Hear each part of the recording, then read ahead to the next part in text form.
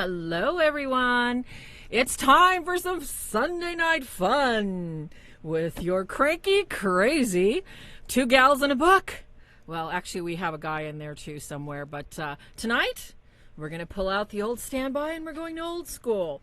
We've taken quite a few questions. At least I can say Michelle has taken quite a few questions from our offline Facebook group called Real Deals After Hours. If you would like to join, please hop into chat and ask her. But for right now, we're going to get right into the show because we've got lots of questions. This is going to be very interactive. So I'm going to be talking to chat. I'm going to be talking to you. I'm going to be talking to Deb. I'm going to be talking to Shy. I'm going to be talking to whoever. So hang tough. Here we go. The Real Deals are on. And we're going to be doing the St. Mary in Latin and English. Heck yeah.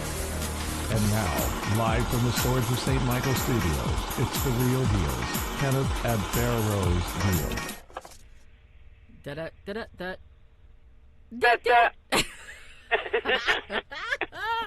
It's another Sunday night, ladies and gentlemen. And as always, Deb and I want to welcome you to our regular Sunday. And we have an announcement, don't we, Deb? Yes, we do. Yes. Go ahead, Sarah. Oh, thanks. I love how you dump it on me. Well, kids, we've been having some fun on Sunday nights, but from next week forward, we're going to be planning much more condensed, better programming for you that Deb and I are going to do some talking about, and we're going back to Thursday night, kids. That's right.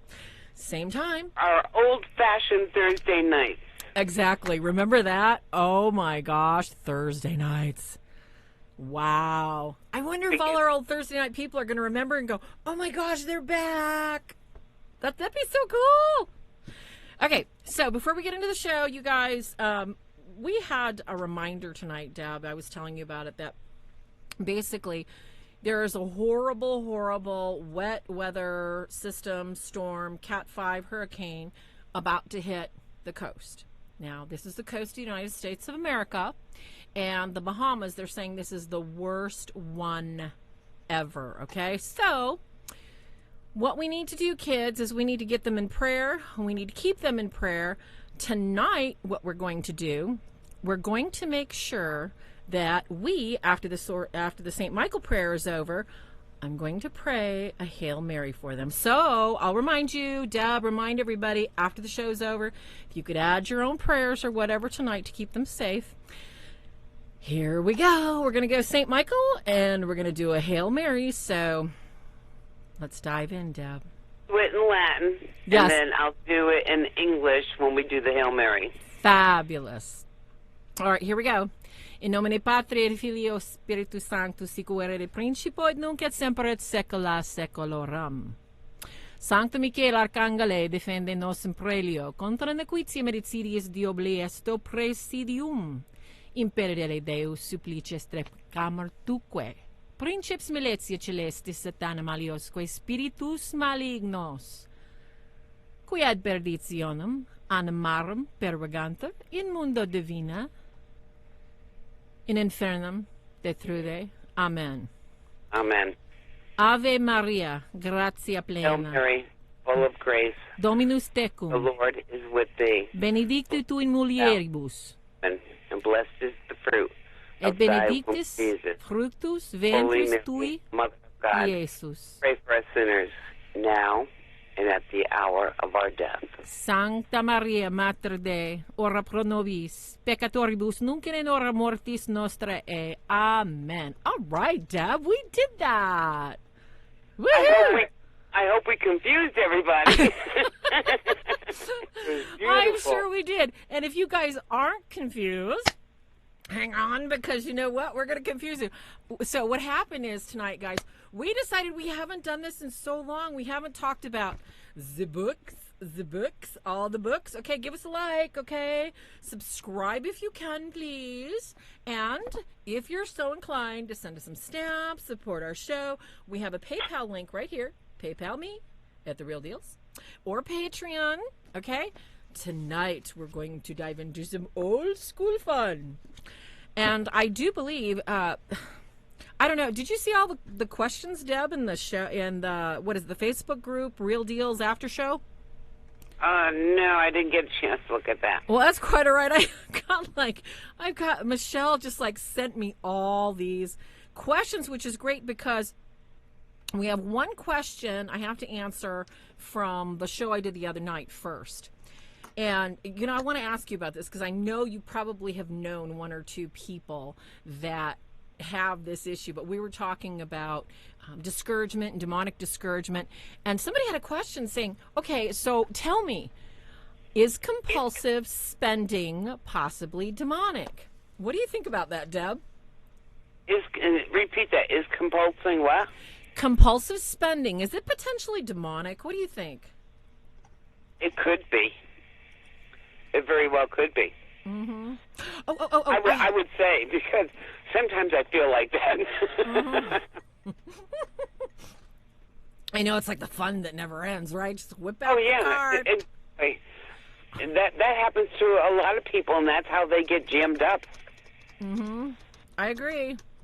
Oh, I have to say thank you to Doris. She just did like the boom, boom, out went the lights donation thing. God. Thank you. Thank you, Doris. Thank you so much. And I want to say hello to everybody in chat because tonight I can.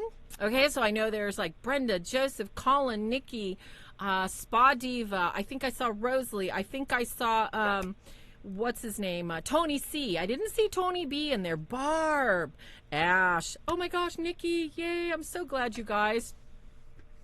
Anybody else that I missed? We do have a question, though, from chat. Okay. Barb says, what about hoarding? Okay, well, let's go into the whole spending money kind of thing and compulsivity, because that was a question. Can compulsive spending be demonic? All right, well, think about it. When we are not in our right reason and we've got our credit cards and we're just saying, gotta have this, gotta have that, gotta have this, what is that? We're not using reason. That is the power of suggestion that is allowing our lower appetites to take control of what we ought to be in control of. So is that the way God wants us to live? Is that a choice, or is that demonic?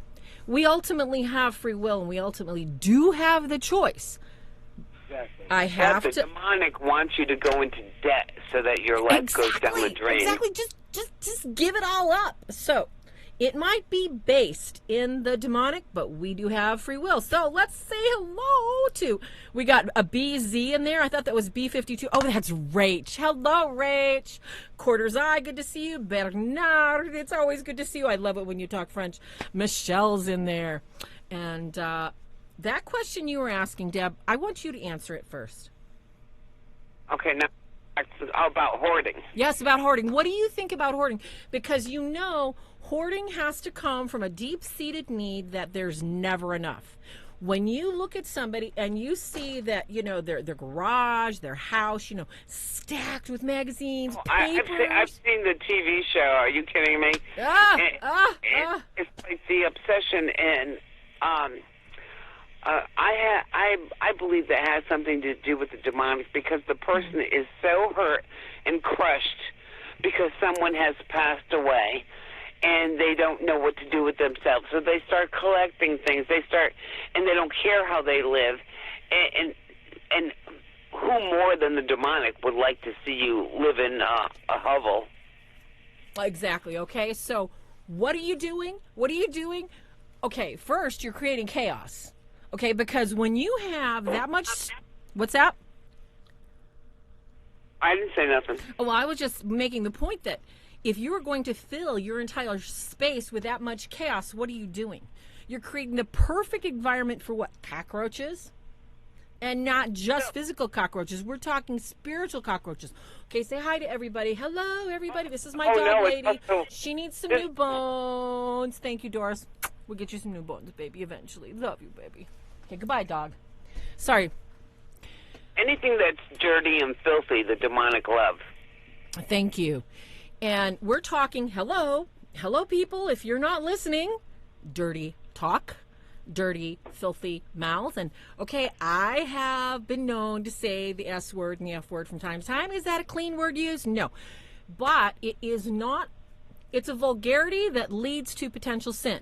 So, when we're talking about, like Deb's talking about dirty, we're talking about filth. We're talking about layers of filth. We're talking about accumulated filth that is just like, you cannot see the bottom of it. Bathroom to use, okay? Yes.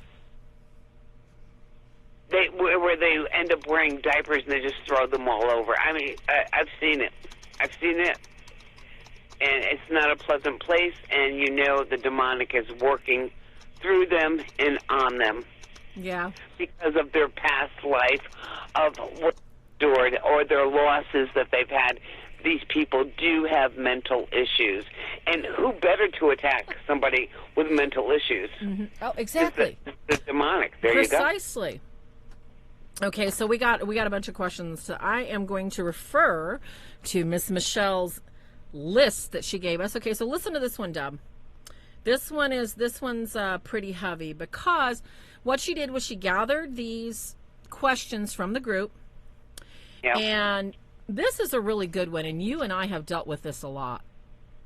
I'd like to know, how do I deal with something that's broken, that has been blessed, that, I've had for a while. I don't know what to do. Like, I've got a broken statue. I've got a broken rosary.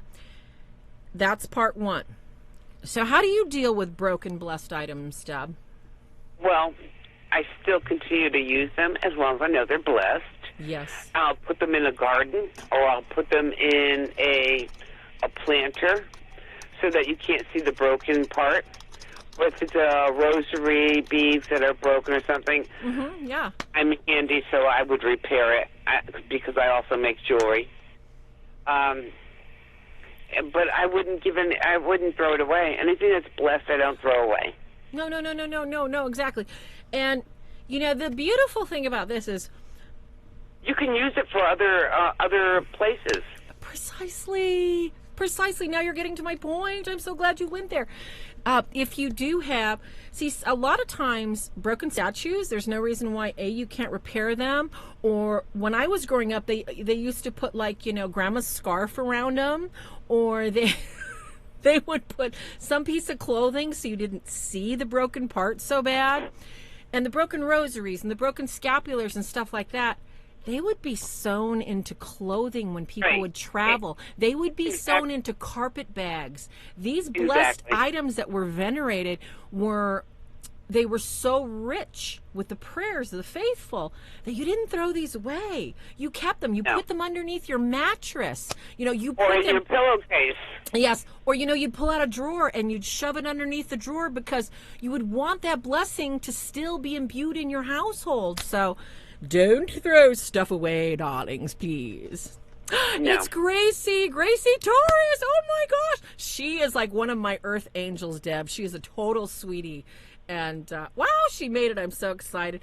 Oh, my gosh. And, yes, Amina Spade. I love it. She's using Amina. That's a really cool name. We got some great names in there, too. Joseph Michael Estrada. Okay, so onward to part 2 of this question, you guys. So we can get through this. Okay. The part 2 of the question from Sue is, the exes stole and blessed candle from his baptism and confirmation after the conversion to the Roman Catholic Church. He's agnostic. So she has these items.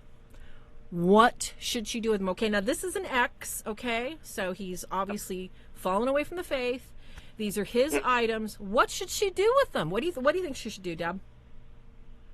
Well, I would hold on to them.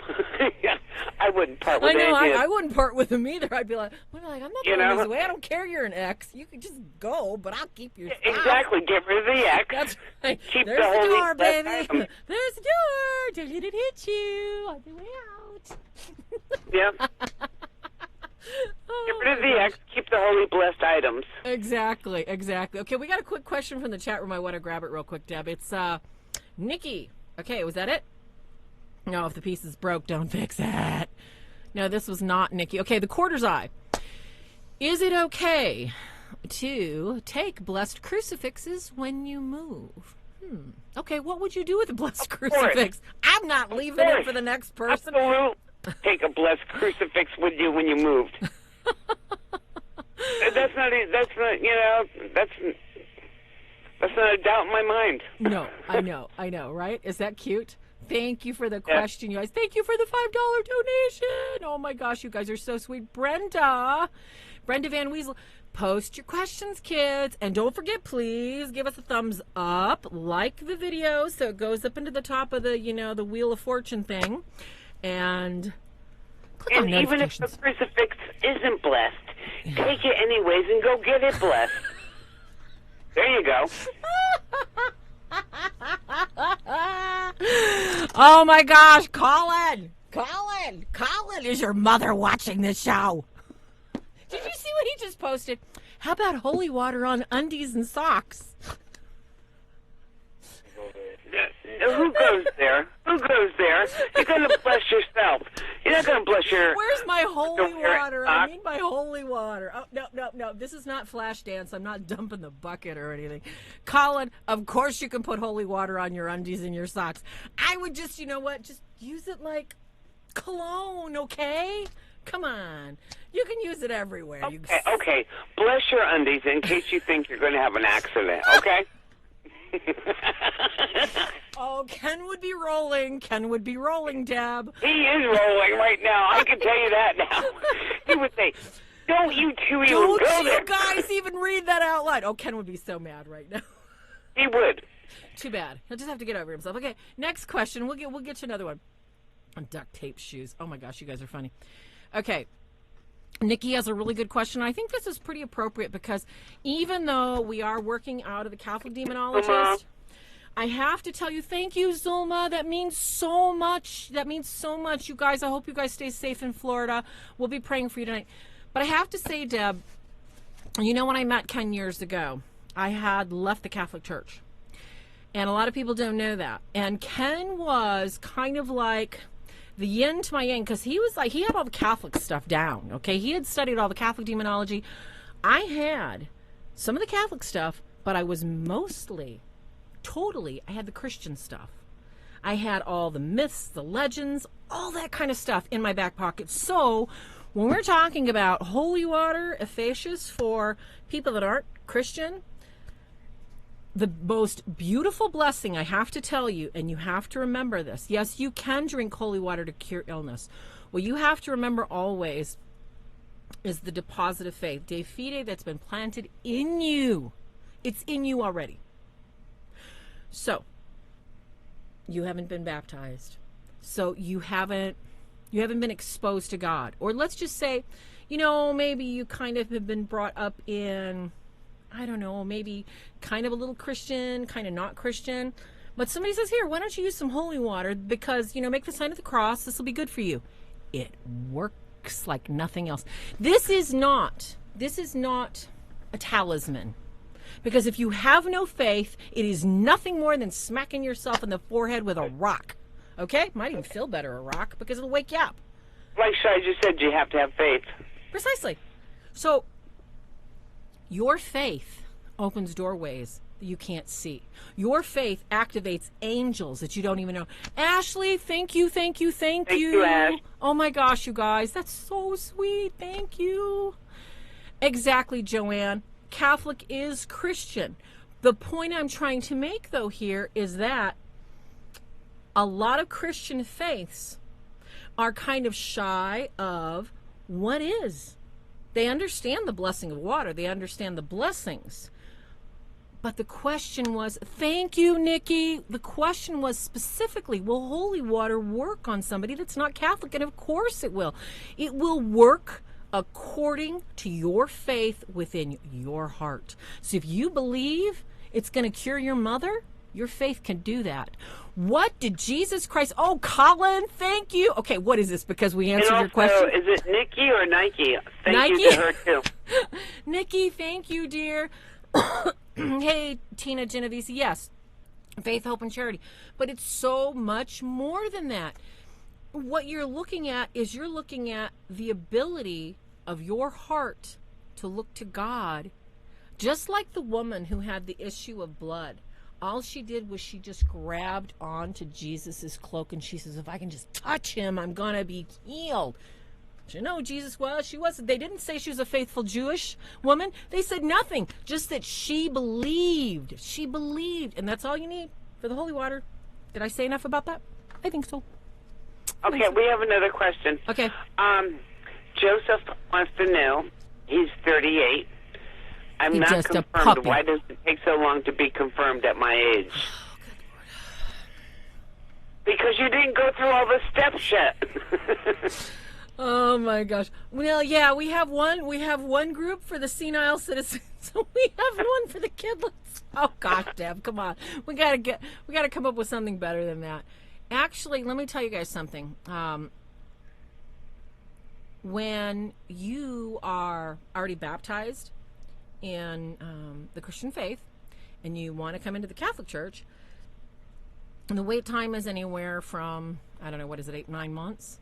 As you study and you learn about the canon, the Mass, you learn about the basic tenets of faith, the basic catechism. And then you continue to grow in your walk.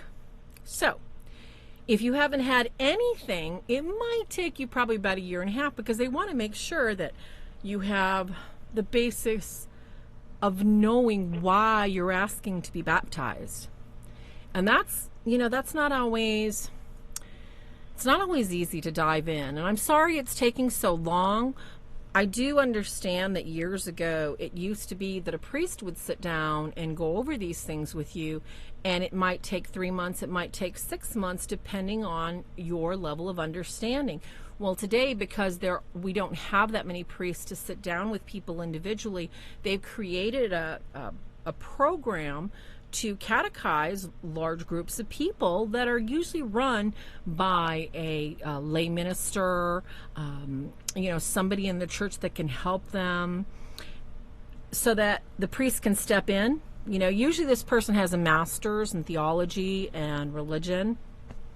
But I'm sorry it's taking so long. Please hang in there and keep us informed. We want to celebrate your Catholic birthday with you, please. Hey, Vera, just like my father, my mother and I and my brothers were Catholic. My father was a Baptist. Mm-hmm. And he didn't become a Catholic until he was 54 years old. He was baptized with my son, Jacob. Yes. Jacob was a baby. Aww. So he did go through everything, but look how long it took him. It took a while. And yeah, I know. And he still is a baby. Sorry, Jake, Yeah. but you still the baby. Yep. Okay, let's get on to more questions because we got tons of them. Okay, guys, tons of questions coming at you. All right, so, oh boy, this was a good one. All right, now this one, Deb, somebody had asked me in I think it was the group, and it's how to deal with medals and rosaries from false apparitions, because they didn't want to take the chance that they were going to keep something that was potentially invitational, which, some priests may disagree. I'm going to tell you my view from a demonologist and from a deliverance minister's role in serving the exorcist. So, Farrah, I have to actually say I don't understand the question, because taking medals from a false apparition? Mm-hmm. Yeah. That's the part I don't understand. Thank you, Robert. My Franciscan brother's in here. I see you. Thank you, dear Robert. Okay, the question is that, okay, we have a lot of apparitions, kids. If you guys are not familiar with the Catholic faith, we have people that proclaim they've seen a holy image, usually the Blessed Mother. It might be a saint. It might be like, oh yeah, I saw Padre Pio, and they've had an ecstasy, meaning that, they have basically checked into the vision. Nobody can touch them, see them. So what happens is, if there is a proclaimed miracle, if something has happened at this site, the incident must be investigated by the local ordinary, the priest, the vicar general, and it must be approved by a bishop. If it's not approved by the local bishop, it will never make it to the Holy Vatican. Just won't do it. Doesn't matter how many people jump up and down and scream and yell and I got all these. Doesn't matter. So, needless to say, kiddies, we've got many beautiful, inspirational places all over the world where people see, they talk to angels, they talk to our Blessed Mother. But you need to tell people it's through prayer. Yes. And they get their guidance through discernment. And that's through prayer. Well, exactly. And, Tony C. is pointing out, I have to say that, he's making a good point. Our Lady of Fatima is an approved apparition. Our Lady of Lourdes is approved apparition. Okay, what does that mean, approved?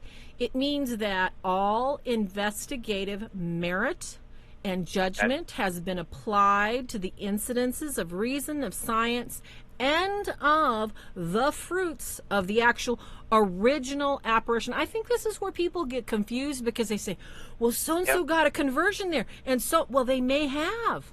But we're talking about the original instance of the apparition.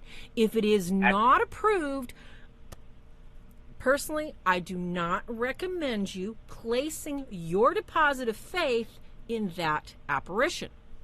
Why?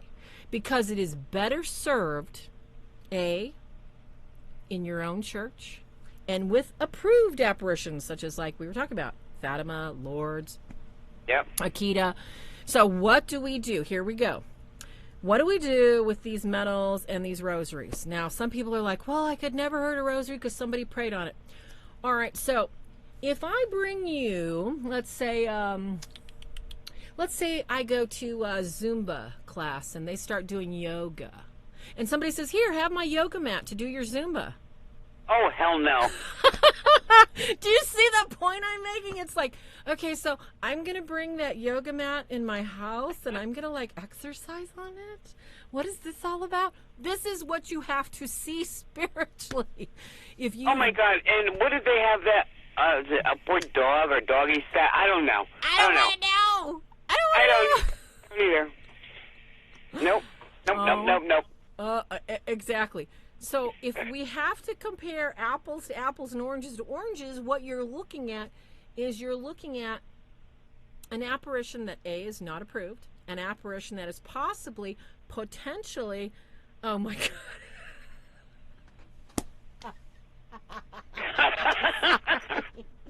Sure, stop. You're going to crack me up. Crack you up? I just found out somebody's nickname the other day. Mr. Tiny Hot Yogurt Man. I'm like, what the heck? I'm like, what are you guys doing in chat? I don't want to know. I'm just a child. So we have a lot of fun in chat. So in case you're not part or privy of the private jokes, jump in. The water's fine. We'll tease you eventually, too. So what you've got is you've got rosaries, you have got medals, you've got numerous items that are basically effectively been given a deposit of faith that is due God. So what have you done? You have stolen justice from God. Do you want to pray with that? Absolutely. No. You do not steal justice that is due God and his mother. Okay? You never leave out mama. So, you got medals, you got rosaries. I would take a hammer to them so nobody else would look at them. That's just me. I would, like I said, you can ask most priests, and most priests will say, well, why don't you donate it? Somebody can use it. No, this is a yoga mat, Father. I don't want somebody sitting on it and, like you said, doing the doggy style and thinking it's fine. So... You said it. Shy said only you would cook. Well, you guys started it. You started it. Boy started it. I'm sorry, but I don't do yoga, but I know some of the... Behave in the chat room. Carolyn is doing the walk like a yogurt Egyptian in there. I don't know what's going on. Oh my gosh. Okay, and Jason is like, doggy, oh my God. what? Okay, we're talking about medals and rosaries. Do not use them, all right? What I would do is I would take all my coffee grounds and gross grease, and I would rub them in them, and I'd pitch them in the garbage. Okay? Easy, cheesy. Or you can put them in kitty litter and throw it in the garbage. Thank you. We took way too much time on that, I'm sorry, you guys. Okay, we got more questions. All right. So we dealt with the false apparitions. Now I've got more because, We are looking at... Michelle, where did you send that to me at?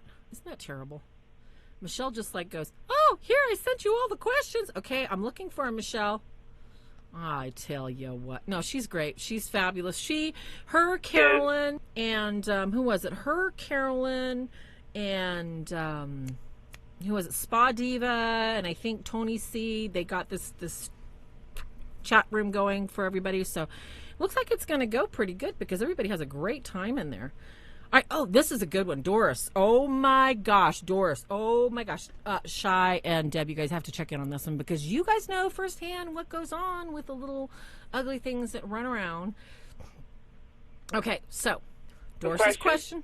Listen up. Doris's question, Shy. All right? This is it. Where do the demons go when they're cast out? Are they sent to the foot of the cross? Or do they find someone else to latch onto? We can answer 1 and 2 separately according to your experience. I'm totally okay with that. But did the exorcist explain to you where the demons go when they're cast out? Ty's going to answer that. As far as I know, when they're cast out, they could go to somebody else. What if they're sent to the foot of the cross, Shy? Then they're crushed. Exactly. And what happens when they're crushed is they're basically, if you're not familiar with church teaching on time and space and demons, this is why demons don't want to get found out. If they are effectively called out, if they found out their name, if they say their name, yes, like Shai just said, they're done. Once their name is found out. Yep. Well, the thing I just want to make people understand is that we have the ability to bind everything away from us and put it to the foot of the cross. Does that mean they're crushed? Not necessarily. Because we haven't been given authority of them, or we may not have the proper faculties to have that kind of authority to crush them. However, when an exorcist is given faculties to do this, they catch the demon, they send him to the foot of the cross, like Shai says. Not only are they crushed, but guess what? They got to go back. They got to go back and wait in that whole eternity realm and sit there in shame, in pain, until the end of time, and they know exactly where they're going.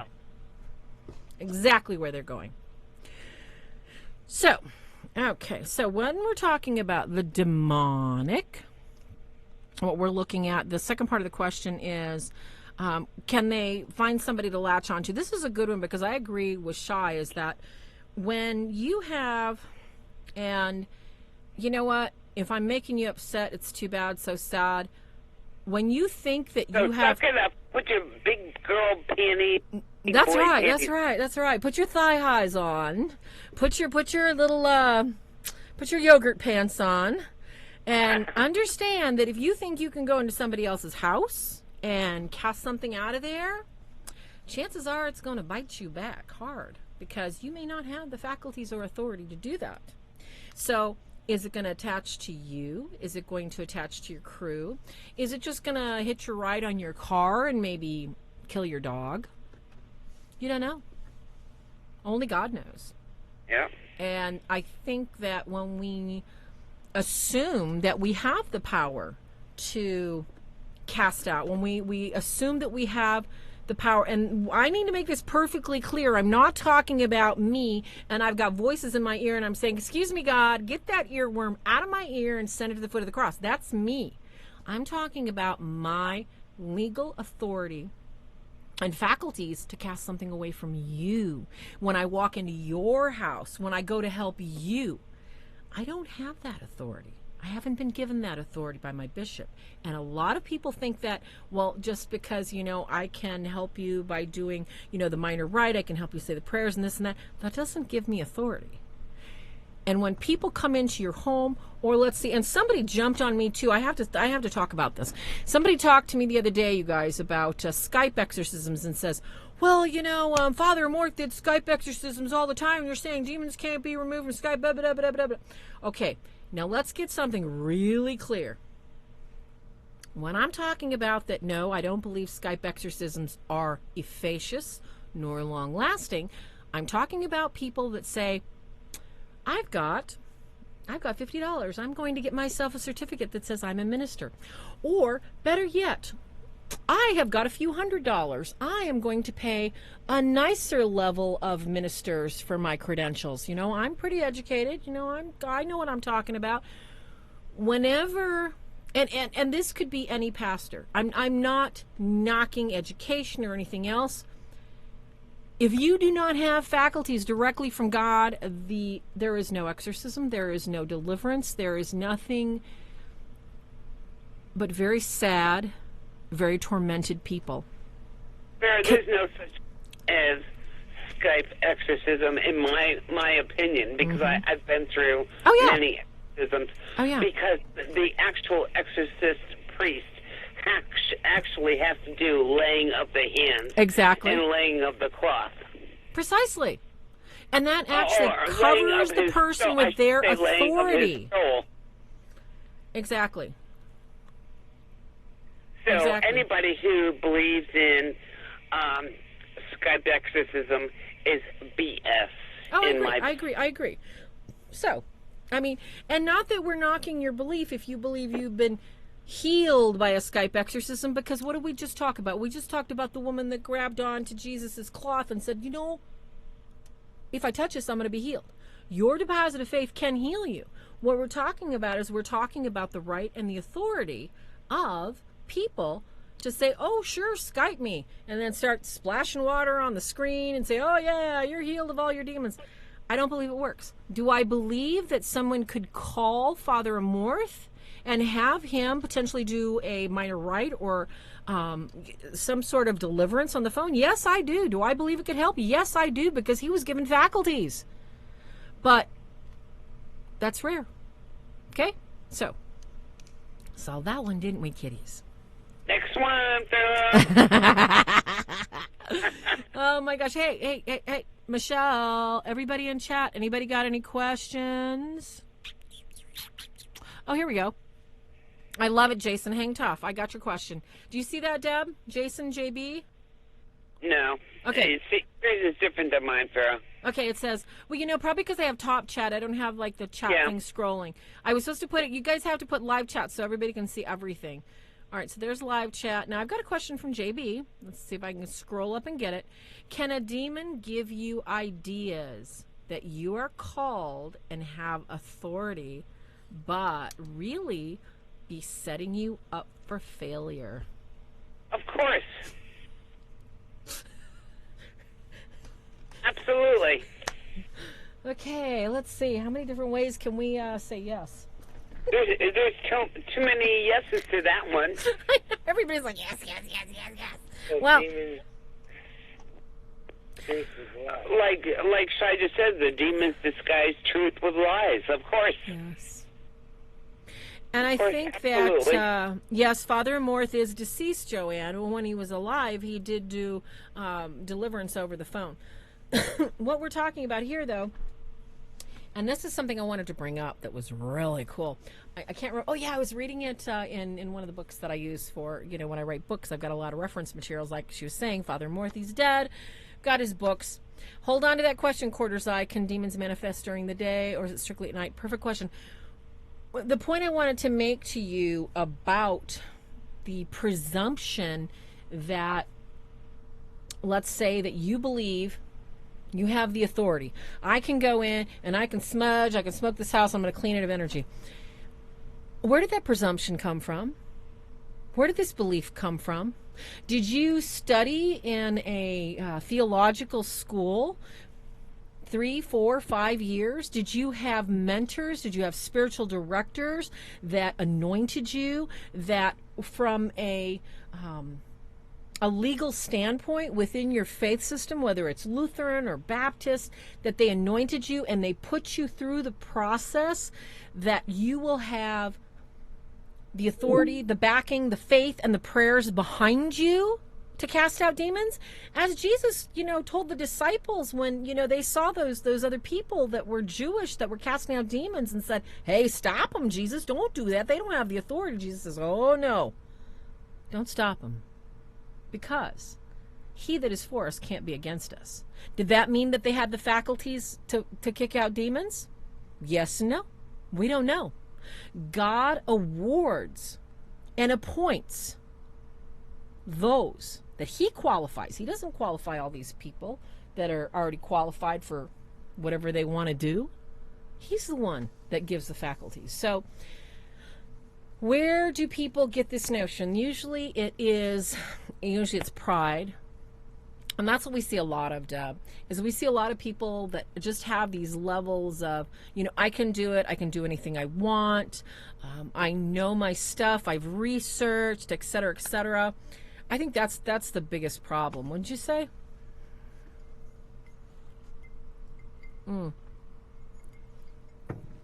way. Did you get just kicked out of Skype, Deb? I can't believe you did that.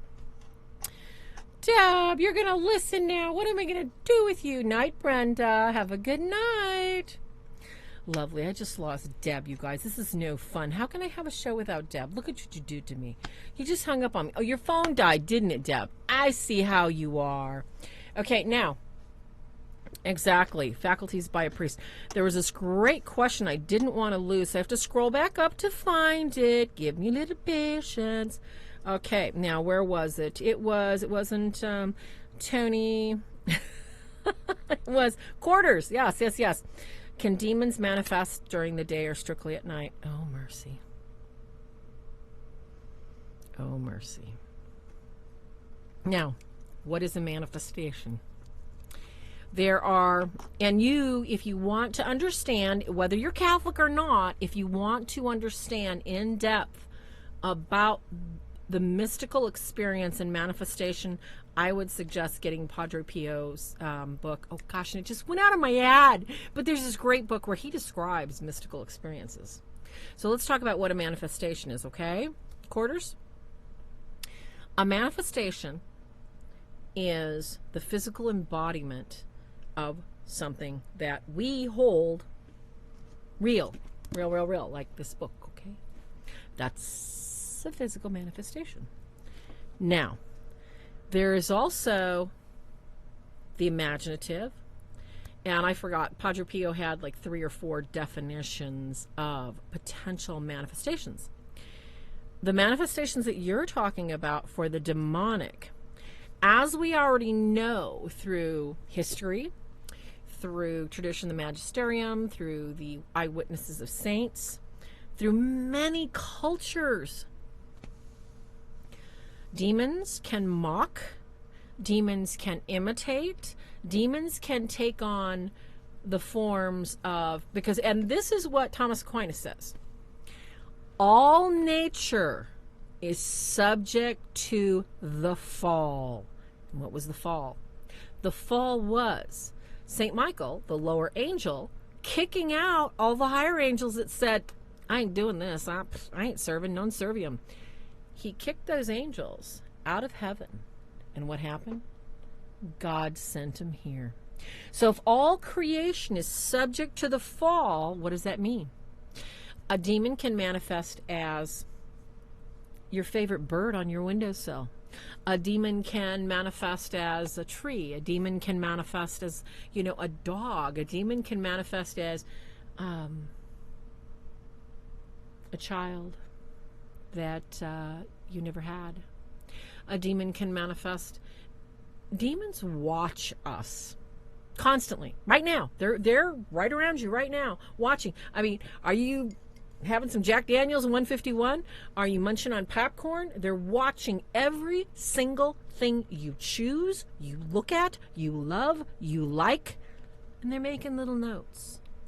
Just like the narcissist, because it's their job to bring you down and destroy you. So if you want to talk about manifestations, the most important thing to keep in mind about a manifestation is a demon, especially when it comes to the living creatures. Demons can manifest inanimate objects, from what I've seen and what I've heard and what I've read, usually to about maybe 90-95% good. So in other words, We have manifestations of things that we love that we can see day or night. We'll talk about night in just a minute, okay? So don't go anywhere, Quarters. When we're talking about living things, okay, we're talking about birds, we're talking about dogs, we're talking about, let's say, your auntie, okay? And when we look at those creatures that are specifically imbued with life, like, no. There will always be a flaw. The saints report that in human beings, like, you know, we were talking about apparitions earlier. When you look at an apparition of a saint or an apparition of the Blessed Mother, the feet won't be there. When demons attempt to manifest animals, the ear might be wrong. The shoulder might be off. They cannot create creation as God and His most Holy Ghost created it, okay? Keep that in mind. So that's what you're talking about, a manifestation. And when you talk about the time of day or night, when it comes to manifesting something that is going to terrorize you, what time of day or night terrorizes you? What hour of the day are you going to be most bothered? What hour of the day are you going to feel at your weakest? When you look, for me, nighttime, don't care about nighttime. Daytime, driving down the road, that bothers me a lot, okay? Demons realize that we are on circadian rhythms naturally, that our bodies were created to wake up at the first light of dawn, we are to get tired at night, and we're to go to sleep.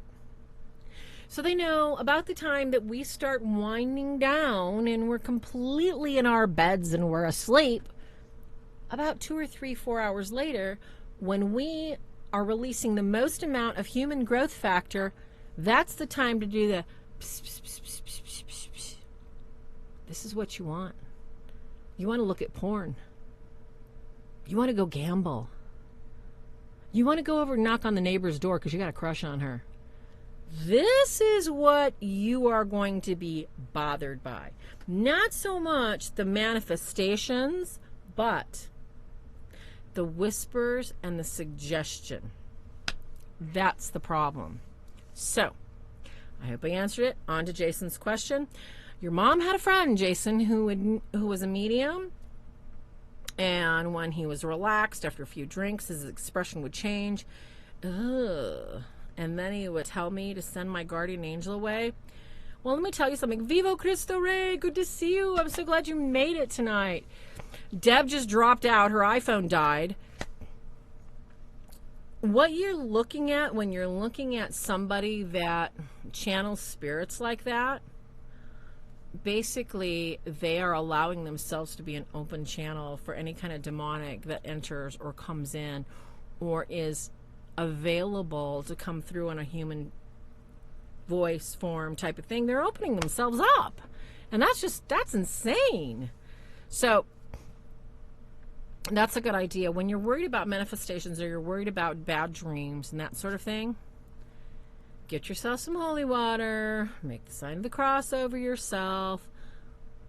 The best thing I ever started doing, into your hands, God, I commend my spirit. Give your guardian angel charge over you. Because if your guardian angel doesn't have charge of you, how are they supposed to help you?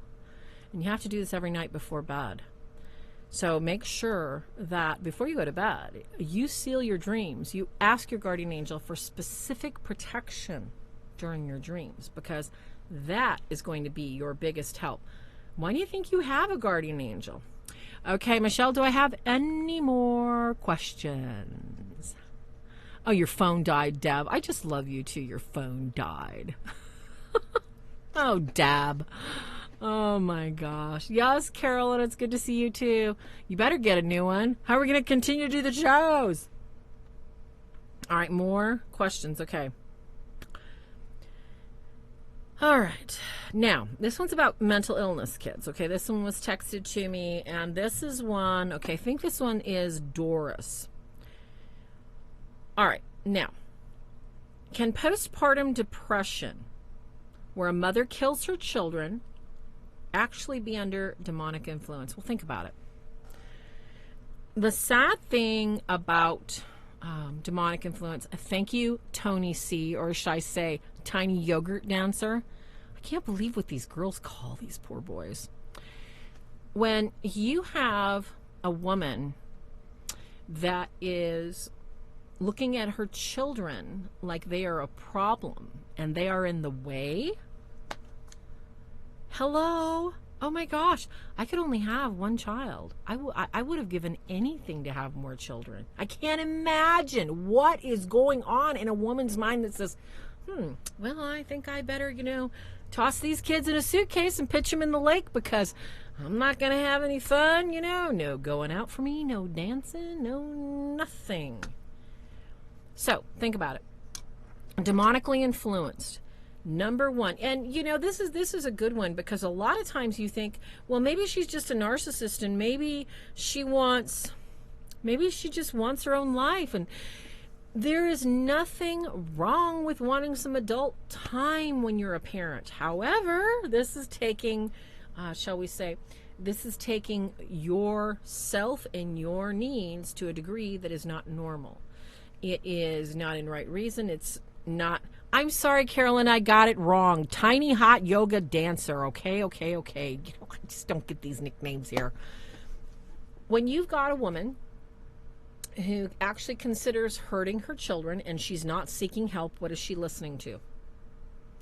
What do they say about, in the Bible, answering a fool according to his own wisdom? Yeah, don't do it. Well, I'm thinking if you look at a woman that's about to kill her children, it's beyond demonic.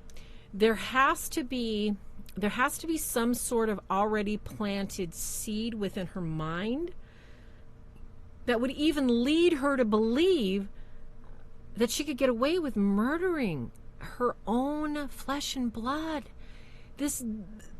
These children are on loan from God. It's like, this is just like, this is so awful. This is so awful. It just like, So, is it demonic? We were talking earlier about how certain things can be suggested demonically, certain things can be planted demonically, certain things can be lusted after to where it's like a constant demonic blanket in your mind. Murder is something that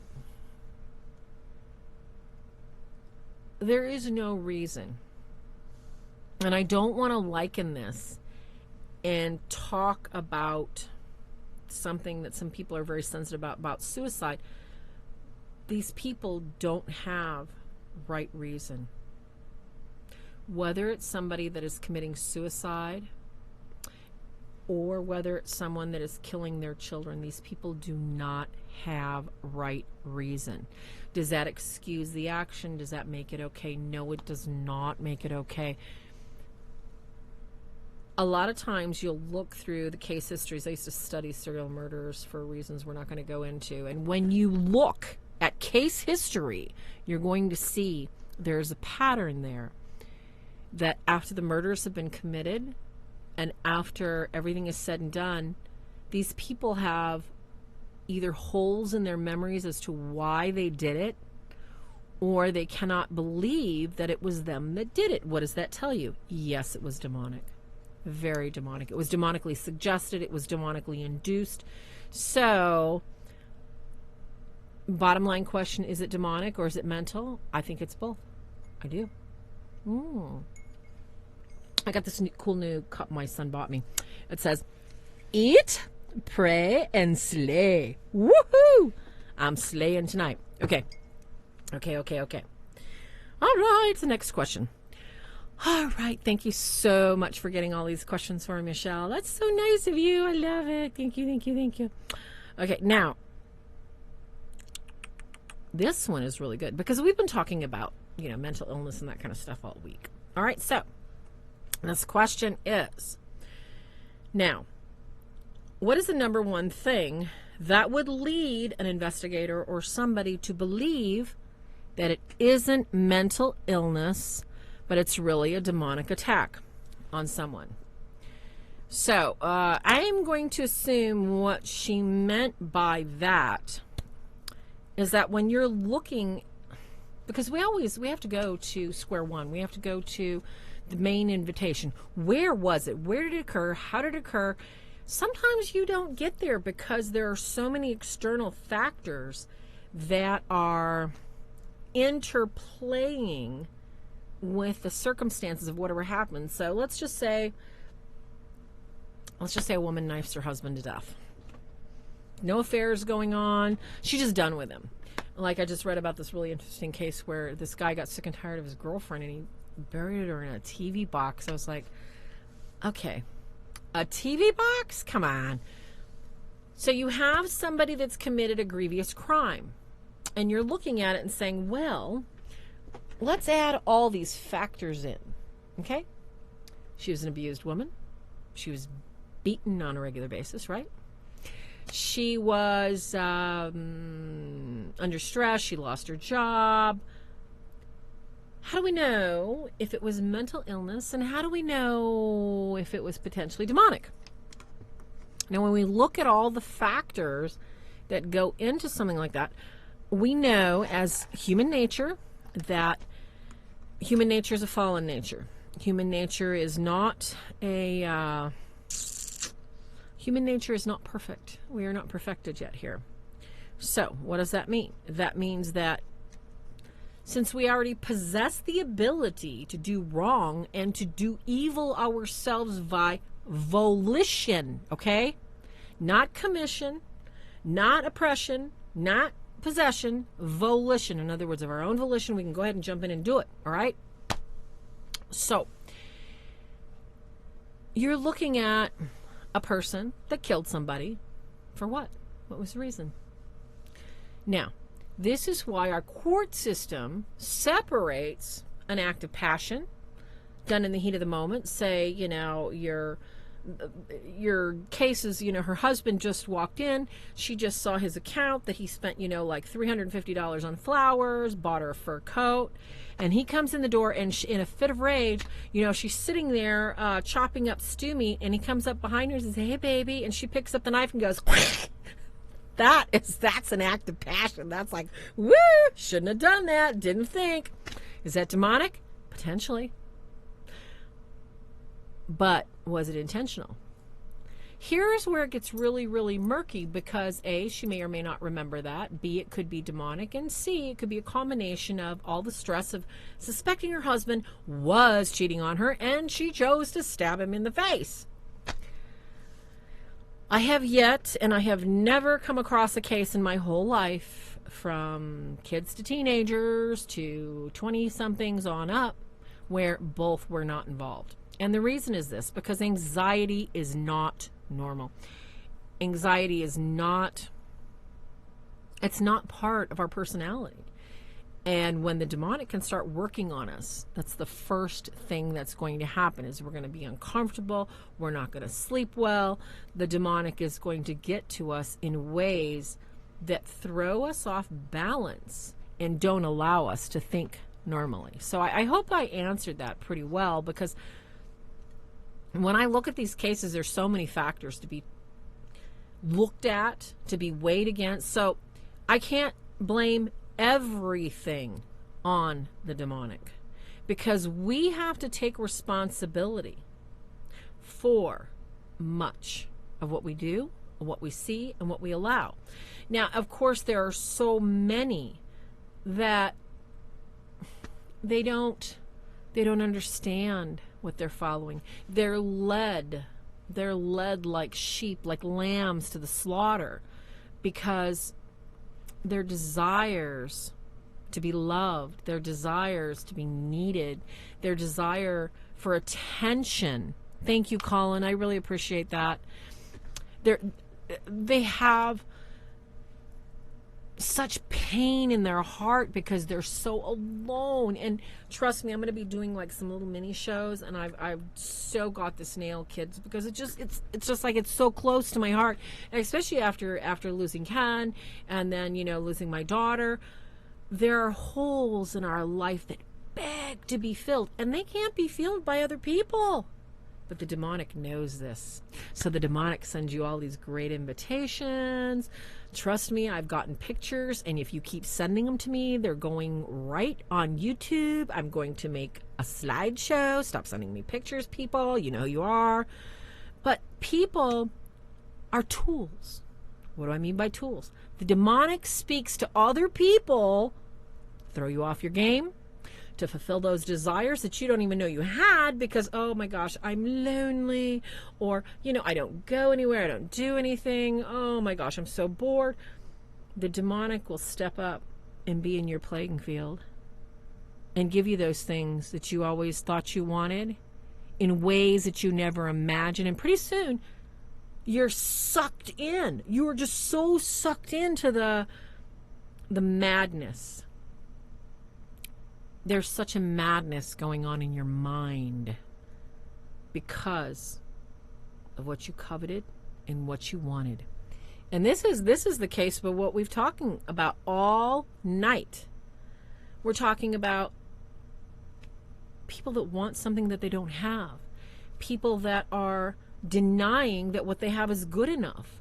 People that are saying, I want more. And this is what you have to think of, as we come to the top of the hour, this show, is that please remember, in all things that we do, the devil is going to take every opportunity to show you every minute of the day what you do not have. And I don't care if it's money, if it's cars, if it's a woman, a beautiful woman, if it's a man, if it's a child, if it's an infant, if it's a teenager. Did your child die as a teenager? Do you know I still walk through fairs and I still see my 13-year-old son's head? Why? It's not him. But this is how the demonic manifests.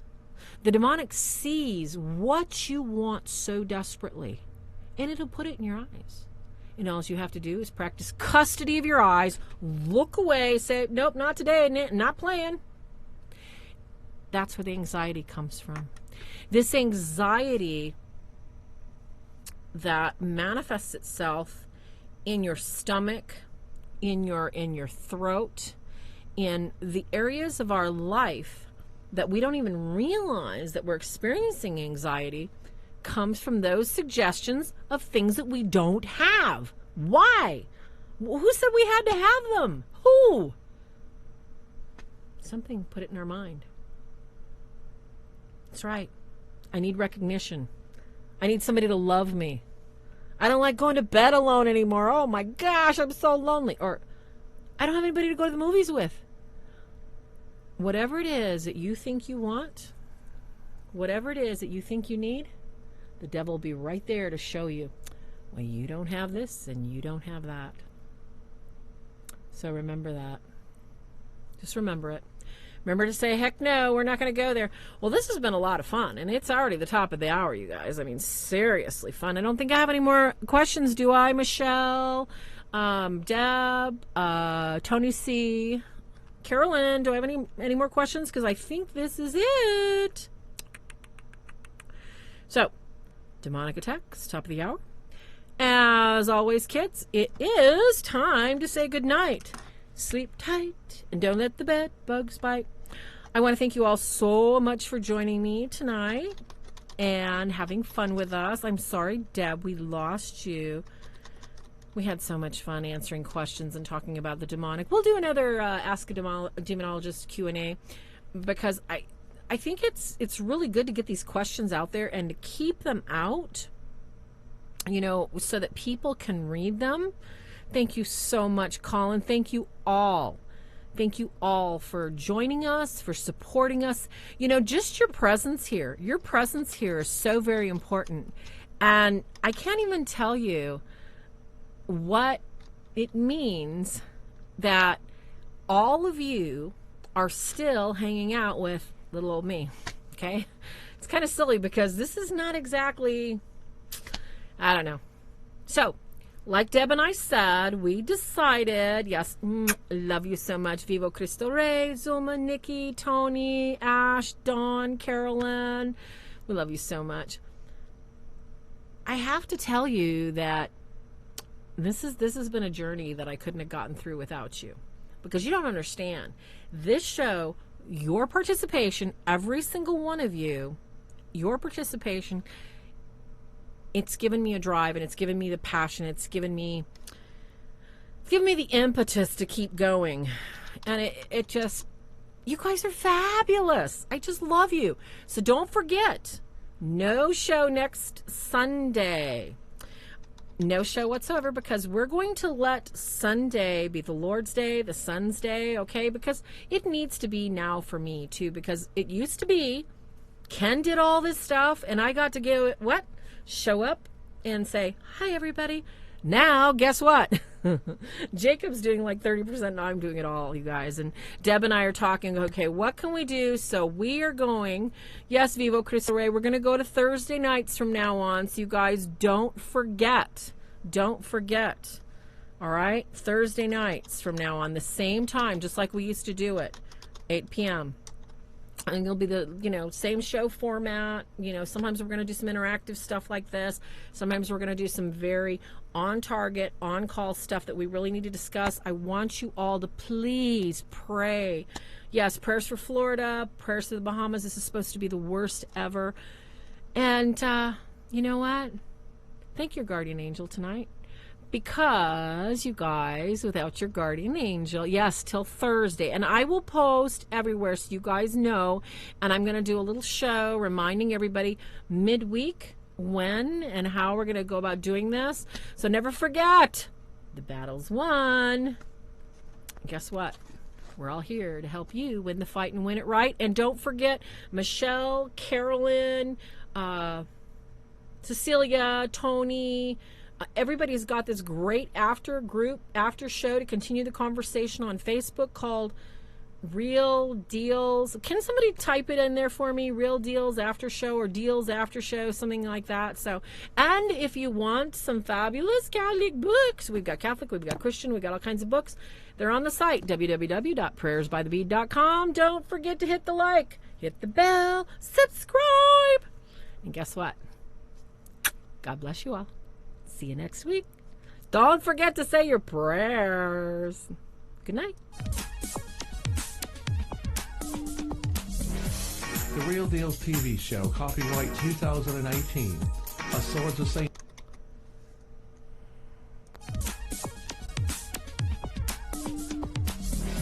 The Real Deals TV show, copyright 2018. A Swords of St. Michael production. Any unauthorized duplication or rebroadcast or retransmission of this broadcast without the express written permission of the Swords of the Saint Network or that of Kenneth and Barrow's deal is strictly prohibited.